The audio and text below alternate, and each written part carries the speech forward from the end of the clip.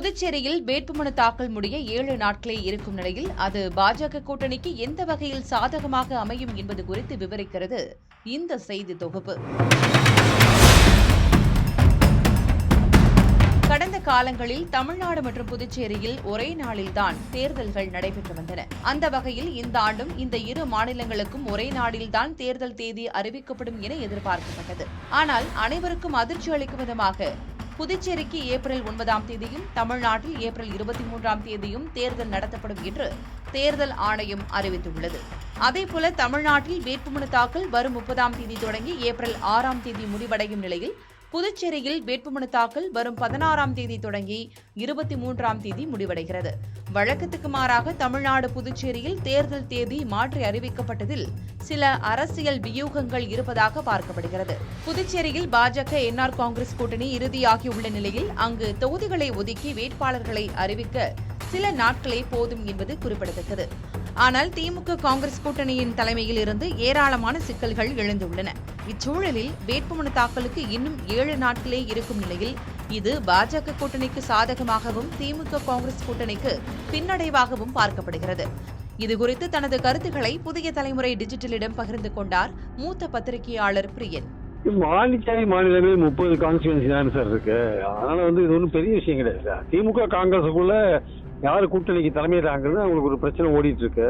அதனால அது ஆனா பாஜக என்ஆர் காங்கிரஸ் கூட்டணி 16, 14 பிக்ஸ் பண்ணிட்டாங்க. அதுல இன்னும் ஏதாவது கட்சியை சேர்க்கறதா, சார்லஸ் சேர்க்கணுமா, அந்த சார்லஸ் கட்சி ஆரம்பிச்சிருக்க மார்டினோட பையன், அவரை சேர்க்கணுமா வேண்டாமா, சேர்த்தா அவருக்கு பாஜக சீட் கொடுங்கன்னு என்ன சாமி சொல்லிட்டார்.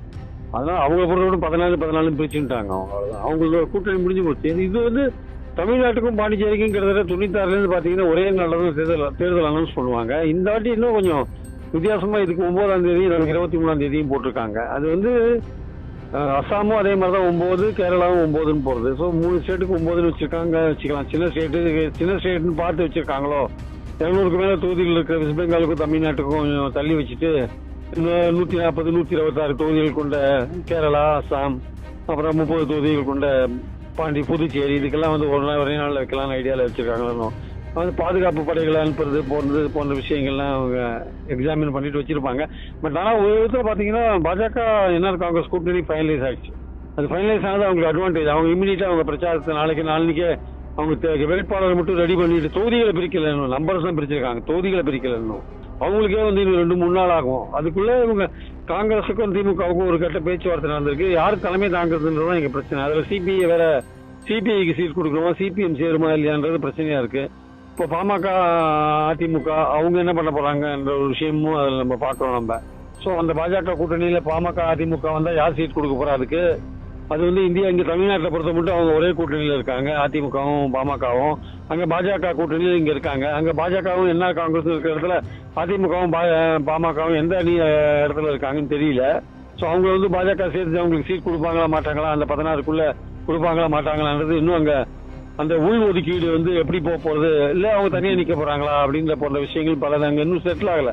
அதனால அங்கேயும் பாஜக என்ஆர் காங்கிரஸ் கூட்டணி ஒரு மாதிரி செட்டில் ஆயிடுது அப்படின்னு சொல்ல முடியுமான்னா அதுவும் ஒரு மாதிரி செட்டில் ஆகாதான் இருக்கு. அப்போ அவங்களுக்குமே கொஞ்சம் பிரச்சனையான விஷயம் தான். திமுக காங்கிரஸ் கூட்டணிக்கு இன்னும் யாரு தலைமை தாங்கிறது, நம்பர்ஸ் போன்ற விஷயங்கள், தொகுதி அறிந்து பண்றது பிரச்சனைனா அவங்களுக்கு நம்பர்ஸ் 2 கட்சிக்கு தான் நம்பர்ஸ் தெரிஞ்சிருக்கு. மற்ற கூட வர போற கட்சிகள் யாரு, அவங்களுக்கு என்னென்ன கொடுக்க போறாங்கன்ற விஷயங்கள்லாம் பாஜக பாத்துக்கணும்னு என்ஆர் காங்கிரஸ் சொல்லிட்டாங்க.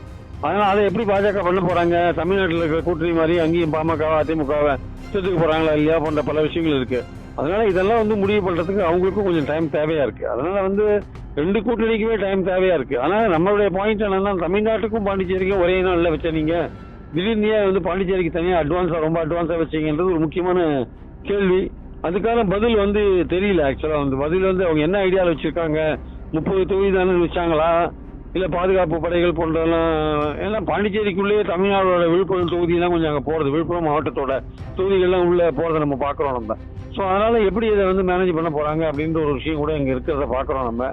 ஆனால் கட்சிகளுக்கு, அங்க இருக்கிற கட்சிகளுக்கு இந்த 30 தொகுதிகளை மேனேஜ் பண்றது ஒன்றும் பெரிய விஷயம் கிடையாது என்பது என்னுடைய கருத்து. தேர்தல் கமிஷன் 9ஆம் தேதியின் மாற்றினதுக்கு பின்னாடி என்ன விஷயம் இருக்குன்றத பொறுத்து இருந்தா பார்க்கணும். தற்சமயத்துக்கு அதை டீகோட் பண்ண முடியாதபடி இருக்கு ஆக்சுவலா.